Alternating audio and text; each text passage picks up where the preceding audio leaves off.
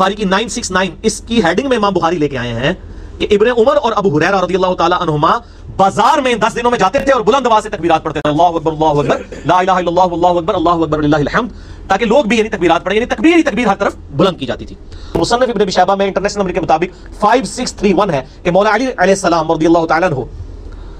उनके बारे में आता है कि आप रज़ियल्लाहु ताला अन्हु 9 ज़ुल्हिज्जा की फजर से लेकर 13 ज़ुल्हिज्जा के असर तक इन तकबीरात को बुलंद किया करते थे।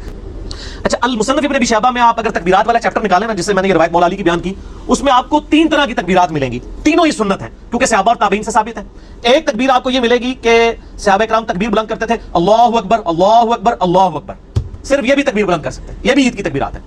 दूसरी तकबीर जो मशहूर है, अल्लाहु अकबर ला इलाहा इल्लल्लाह वल्लाहु अकबर, अल्लाहु अकबर वलिल्लाहिल हम्द। और तीसरी तकबीर भी मिलती है, अल्लाहु अकबर कबीरा वल्हम्दुलिल्लाहि कसीरा व सुब्हानल्लाहि बुकरतम व असीला। और ये जो मैंने आखिर में दुआ पढ़ी, तो सही मुस्लिम में इसकी फजीलत आई है कि इब्न उमर कहते हैं कि एक शख्स ने नबी इस्लाम के पीछे पढ़ी, तो आप फरमाया इसके लिए तो आसमान के दरवाजे खोल दिए गए, और कहते हैं उस दिन के बाद मैंने इस दुआ को कभी नहीं छोड़ा। तो वो सना के तौर पे पढ़ना भी से सुन्नत है, यानी सुब्हानक अल्लाहुम्मा व बिहम्दिका जो हम पढ़ते हैं ना, इसकी जगह भी ये पढ़ सकते हैं।